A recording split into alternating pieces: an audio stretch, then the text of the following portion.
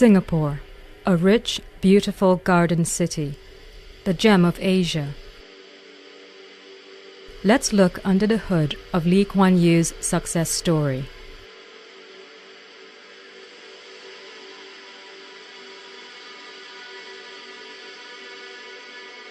To control the mind of the citizenry, you first have to control the media.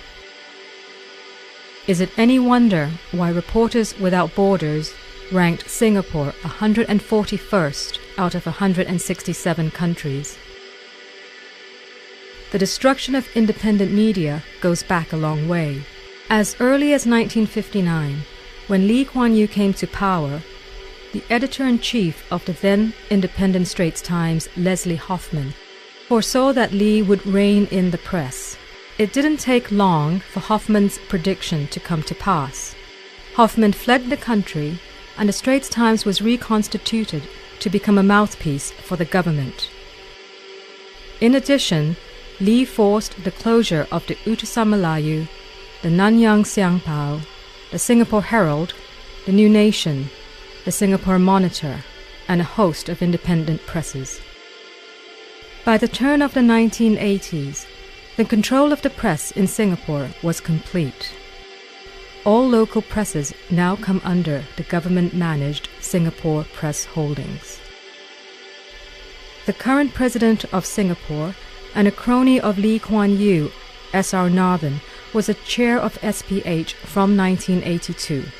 Succeeding him was Lim Kim San, former Minister for the Interior and Defence. Today, former Deputy Prime Minister Tony Tan is chair. When SPH appointed their first president in 1995, was it any wonder that the former chief of the Internal Security Department, Jong Ik Min, was chosen? Not contented with the wielding of control through SPH's leadership alone, the PAP government planted ears and eyes amongst its journalistic staff. One such person is Chua Lee Hung, a senior political correspondent, who was an intelligence officer and an assistant director of the Ministry of Home Affairs. Pranay Gupte, a New York-based journalist who once worked for the Straits Times under Chua Lee Hung, commented that the former ISD officer lacked journalistic experience. A byproduct of such an enmeshment between the PAP and SPH is the identification and co-option of PAP cronies into the ranks of the PAP. Cabinet Minister Mabo Tan, the Speaker of the House, Abdullah Tamugi, Senior Minister of State for Foreign Affairs, Zainul Abidin, Senior Parliamentary Secretary, Hawazi Daipi, and PAP MPs Irene Ng and Sing Han Tong were all absorbed from the SPH. Conversely, people who fell out of favour with the government either left or were asked to leave. Foreign press was not spared the bridle. Unlike the local media, though, foreign press cannot be easily controlled through editors and journalists. Lee Kuan Yew was not perturbed, however. He told Derek Davis, a former editor of the Far Eastern Economic Review, that he would hit the foreign press where it hurts, their pockets.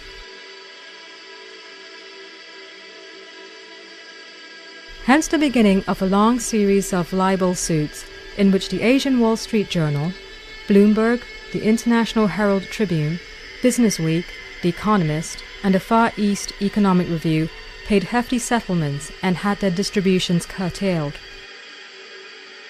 Other forms of media also came under the scoop.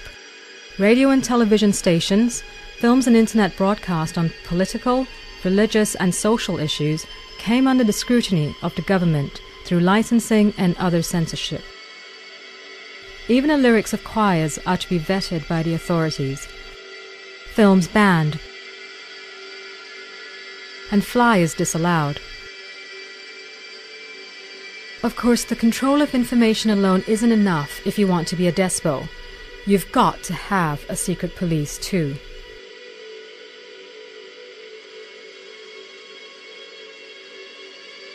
The Internal Security Act was introduced by the British in 1948 as part of the emergency regulations arising from a response to communist uprising. The ISA allows the authorities to arrest anyone deemed a threat to national security without evidence or warrant. ISA detainees can be held indefinitely without trial. After the emergency was declared over in 1960, Lee continued to use this brutal law, but for a different purpose. The targets now shift from communists to Lee's political opponents and sent.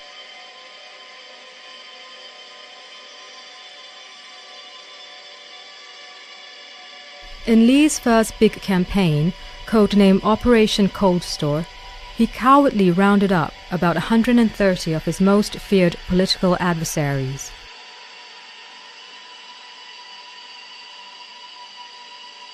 Among whom was Lim Hock Siew, who was detained for 19 years, and Said Zahari, 17 years. Incidentally, Martin See's interview with Zahari was banned in Singapore, even though it had been screened in film festivals all over the world.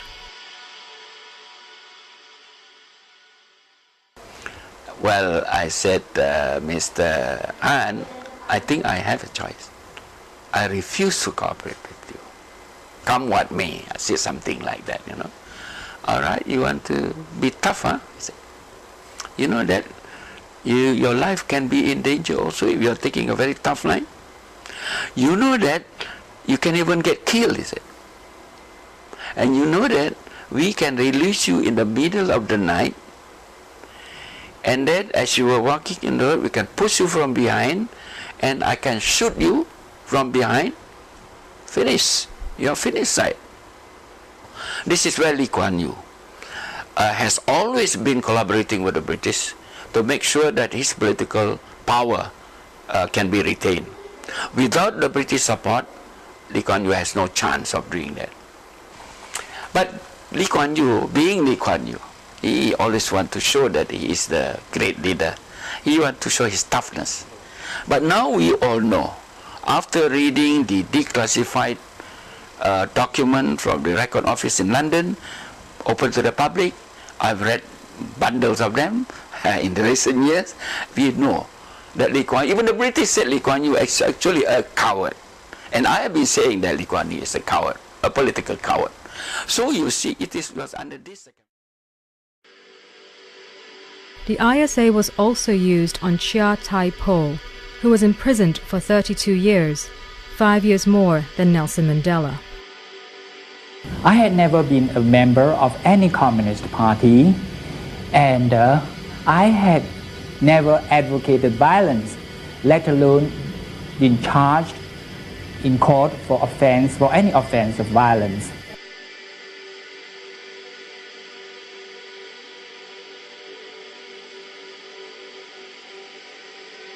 In 1974, Tan Wah Piao and other student leaders of the University of Singapore Students' Union organized events that called for the release of the ISA detainees. For his effort, Tan was arrested and jailed for a year for inciting riots. He is presently living in exile in London, where he practices law.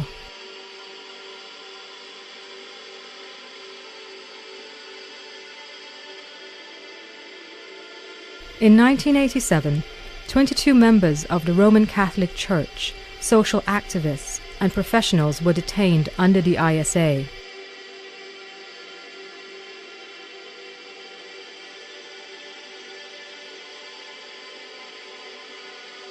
Former Solicitor General Mr. Francis Xiao represented one of the detainees, Ms. Chiu So Lung.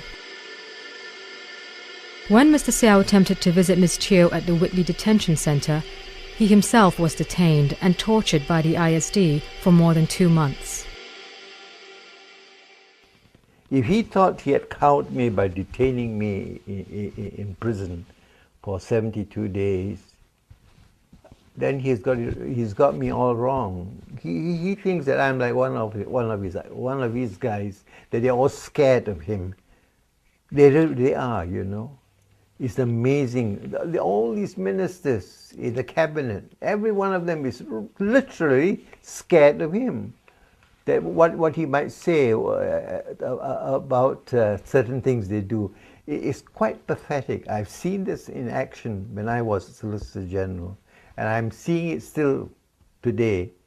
All these ministers, every single one of them is not worth the money they're being paid, because they're all scared of him to do the right thing, to do the right thing by the people of Singapore. And that is how he holds his ministers all in awe of him. It's quite pathetic.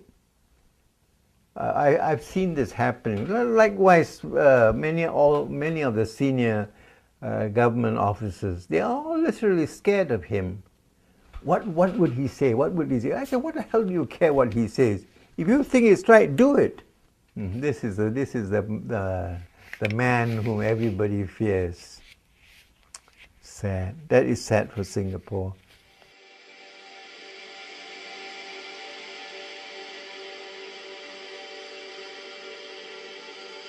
In December 2001, 21 alleged JI members were arrested for their alleged involvement in a plan to attack several embassies based in Singapore. To date, these men have not yet been charged. On 27 February 2008, one of the detainees, Mas Salamat Kastari, reportedly escaped from custody under some incredible circumstances. Information released by the Ministry of Home Affairs was slow, scanty, and conflicting. It was impossible for the public to know what had really transpired. For instance, the public were warned that Kastari was a dangerous man. Later, however, we were told that Kastari did not pose an immediate danger. Today, PAP leaders do not use the ISA on their political opponents anymore. The PAP has found a more sophisticated way to quell those whom they think threaten their power: defamation suits.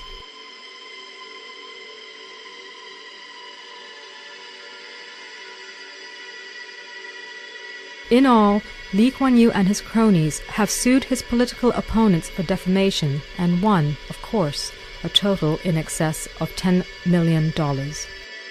Some of his notable defendants include Mr. J.B. Jeyaretnam, Mr. Tang Liang Hong, and Dr. Chee Soon Juan of the Singapore Democratic Party. I must tell you what Lee is reported to have said the day after I entered Parliament. I was elected, rather. He told the then President Devan Nair over lunch that he was determined to make me crawl to him on my bended knees, and he would do that. The man was a champion of free speech and assembly. But the moment he took power, he changed completely. And he became Machiavellian. He must have read Machiavelli and digested everything. And he decided that, if he was to stay in power, he had to control every single thing in Singapore. I think Lee Kuan Yew has been absolutely corrupted by his love of power. And so he stamps down anyone who he sees as a threat to him.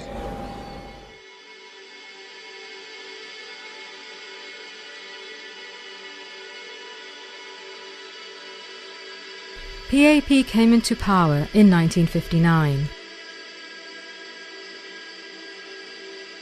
It didn't take long for the first PM of the country, Lee Kuan Yew, to begin purging his left-leaning colleagues, among whom was Lim Chin Siong. Lim, according to some historical analysts, would have been the Prime Minister if not for Lee's foul play. After leaving the PAP, Lim Chin Siong led his colleagues to form the Barisan Socialists and readied themselves for the next election in 1963. However, prior to the election, in Operation Cold Store, Lee had the entire leadership of Barisan Socialists arrested under the ISA.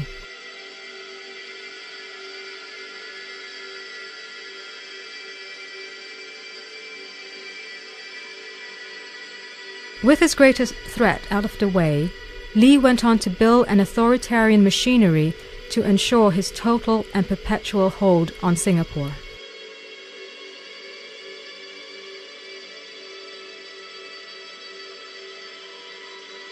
Some of his machinations include the total control of the press. During elections, media reports were nothing more than a mouthpiece for the PAP. The amendment of the Constitution to curtail rights of citizens, such as the rights to freedom of expression and assembly, placing the election department under the direct control of the Prime Minister's office, the secret redrawing of constituency boundaries and revealing them only days before the elections, the reduction of rally period to a mere 8-day event, the imposition of a hefty election deposit, currently priced at $13,500 per candidate. The concoction of group representative constituencies, where 6 or 7 constituencies are contested as one GRC. In addition to embedding unfair mechanisms into the election system, the PAP has never hesitated to use, or rather abuse, public resources either to threaten or to bribe the electorate. It has, during several elections, threatened to withhold or delay public projects, such as housing and transportation developments or upgradings, if constituents voted against the PAP. In some elections, public funds were used as a sweetener to buy votes. Just before the 2006 elections, a $2.6 billion handout was announced. Was that a progress package or a vote for PAP package? If these didn't work, then the electorate were threatened with military intervention.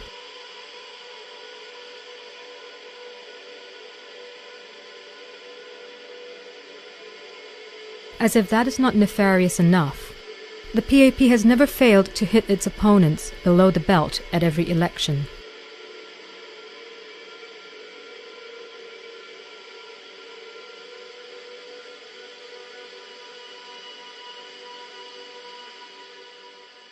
Their job is to make life miserable for me so that I screw up and they can come in and sit where I am here, and I'm going to spend all my time, I have to spend all my time thinking, what is the right way to fix them?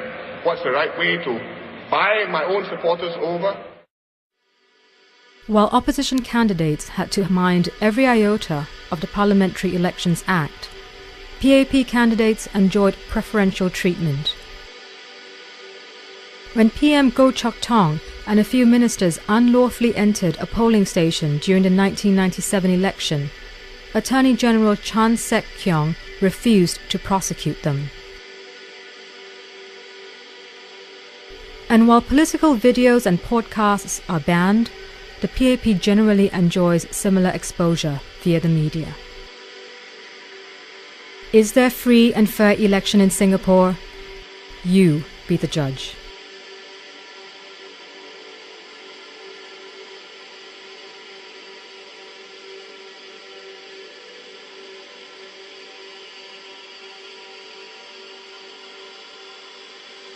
Why is freedom of speech and assembly important? Without freedom of speech and assembly, citizens cannot exercise their right to vote effectively or take part in public decision-making if they do not have free access to information and ideas and are not able to express their views freely. Freedom of speech, accordingly, aids the public in holding the government accountable. With free expression, the public is exposed to opinions which are contrary to or critical of the government.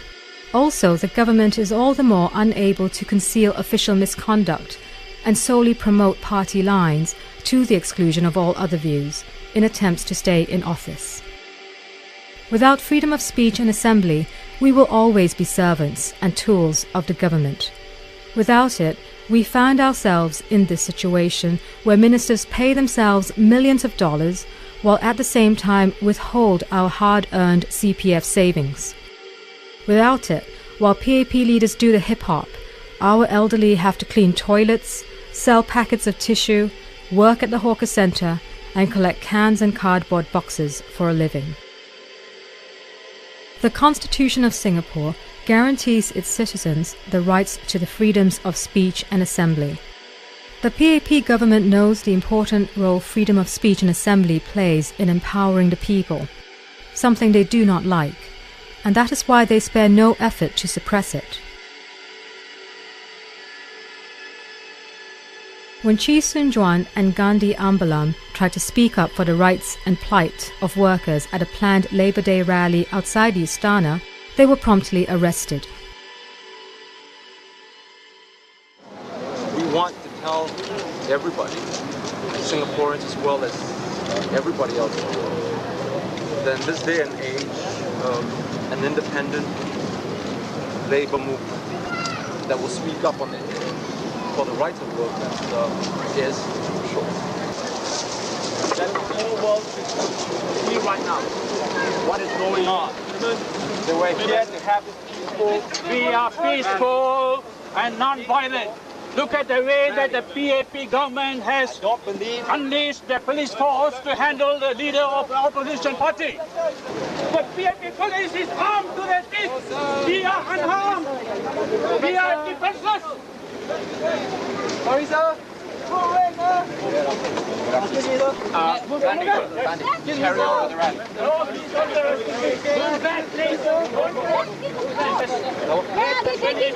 This simple courtesy of allowing him to speak to his wife. Why can't this courtesy be extended to him? We are not criminals.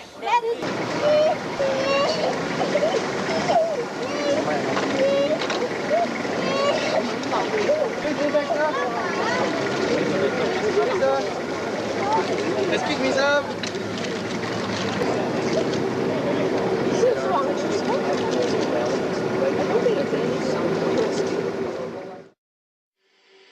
After that event, to curb freedom of speech and assembly further, the PAP government added more ridiculous laws to the already stifling ones.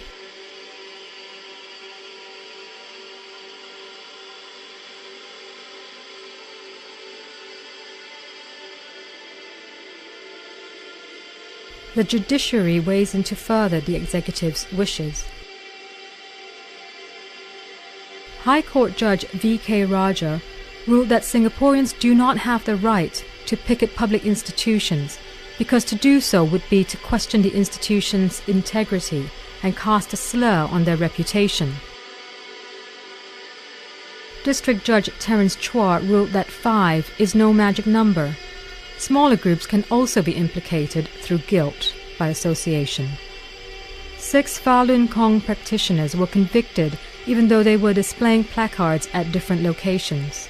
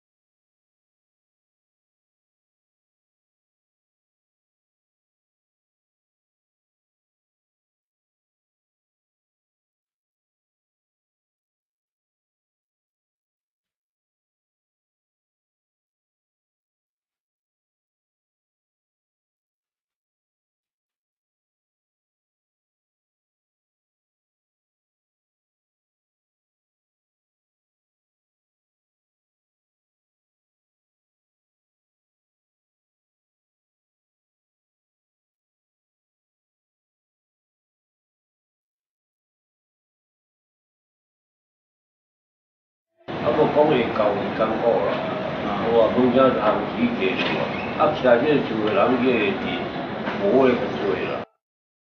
若是我有100萬，100萬，我有100萬，一世人著輕鬆，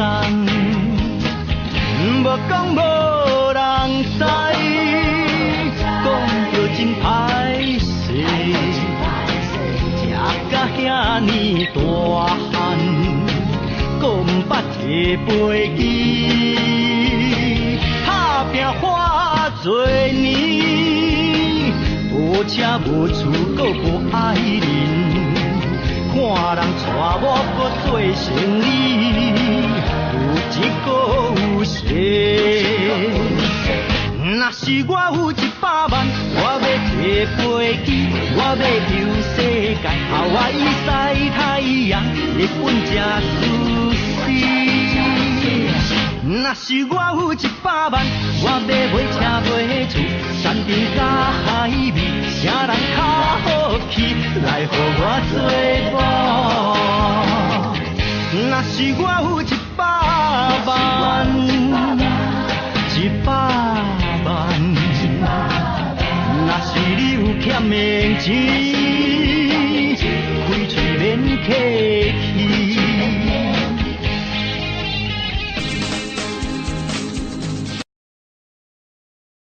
Given the complete control that the PAP has had over Singaporeans, is it any wonder that many of us feel powerless, voiceless, helpless, and even fearful?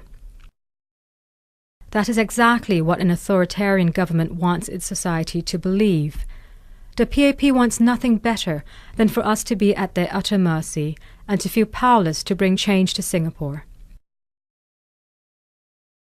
However, the reality is, we do have a voice. We can help ourselves, and we do have the power. The only question is, do we want to exercise them? And if so, how? A group of democracy advocates have been conducting workshops in Singapore to teach and train Singaporeans on how to empower ourselves and to embark on peaceful civil action to engage this government. Commonly known as civil disobedience, scores of the world's leaders have engaged in this form of non-violent action to free those who lived under the oppression of authoritarians. In modern history, luminaries such as Mahatma Gandhi and Martin Luther King Jr. have called for and used peaceful civil disobedience to set their peoples free from oppression.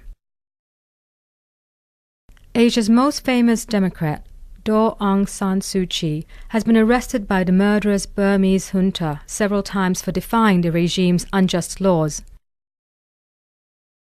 In Singapore, the PAP government has tried to demonize legitimate peaceful protests by etching in our minds images of havoc and chaos. It enforces despotic laws to prohibit public gatherings of more than 4. It makes speaking to a public crowd illegal unless a permit is obtained. Its common refrain of maintaining public orderliness is getting tiresome and obsolete, and Singaporeans are beginning to see through this smokescreen. Although small and disparate, groups of people in Singapore have begun to realize the power of peaceful protests to engage and challenge the government. But why is the PAP so bent on preventing people from getting together to express our discontent or to raise public awareness in an orderly and peaceful manner? Are they really afraid that such gatherings will erupt into violence? The truth is, the government knows that people feel empowered, emboldened, and strong when we physically come together. It knows that when people synergize their efforts and actions, we are strong enough to bring real and lasting changes to the country.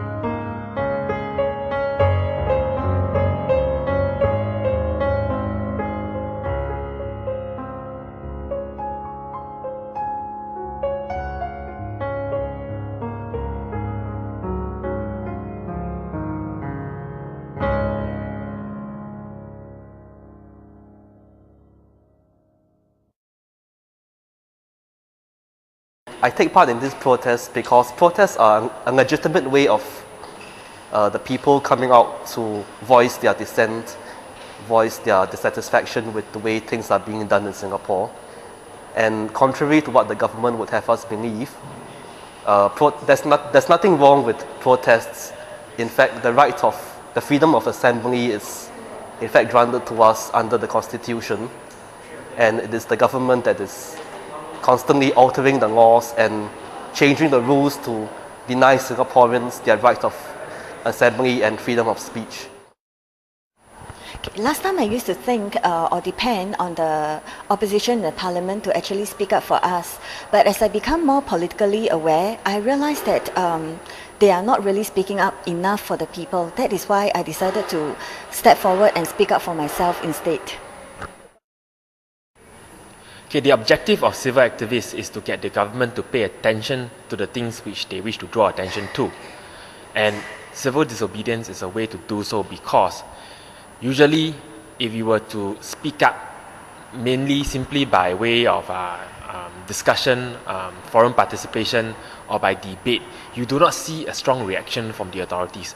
But if you do take it to the level of civil disobedience, be it protests, be it demonstrations, be it petitions, that itself will provoke a reaction from the authorities, and that itself is also a sign. That reaction from the authorities is a sign that the government is rattled by what you do. Much as Lee Kuan Yew and his followers would like us to believe, non-violent protests are not Western concepts, nor will they necessarily degenerate into chaos. In Asia, people have rallied peacefully by the thousands to challenge human rights abuses and violations by governments. Our Malaysian neighbours have shown that peaceful mass protests and demonstrations can pressure the government into making necessary changes for the people.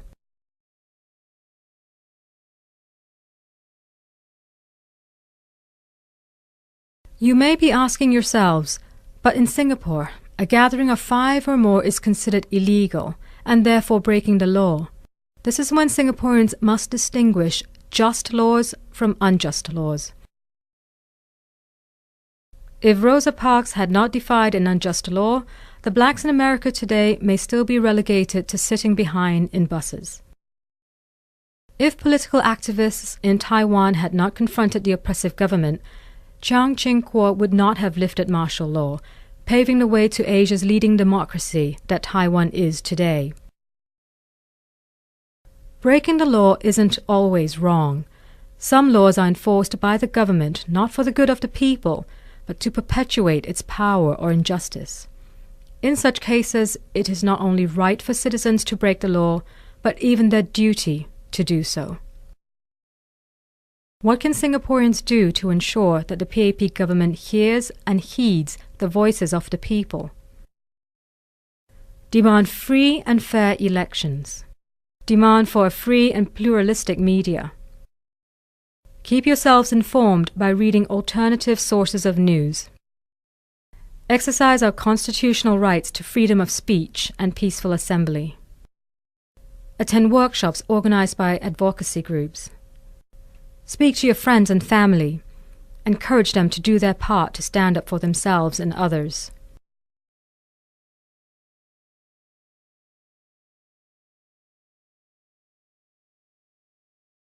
Unless and until Singaporeans exercise their rights and participate more actively in the decision-making processes, the PAP will continue to come up with policies that do not benefit and are in fact detrimental to Singaporeans. Singaporeans should be proud of the country they live in, but as long as the PAP government continues to make use of its citizens instead of serving them, loyalty and patriotism will remain as mere concepts. As Singaporeans, we must participate in all facets of life in this tiny city. This includes social, cultural, economic, and political arenas. It is only when we feel our voices are heard and that we matter do we feel that we belong to Singapore. We, the citizens of Singapore, pledge ourselves as one united people regardless of race, language or religion. Build a democratic society based on justice and equality so as to achieve happiness, prosperity and progress for our nation. We shall overcome. We shall overcome. We shall overcome someday. Oh, deep in my heart, I do believe we shall overcome.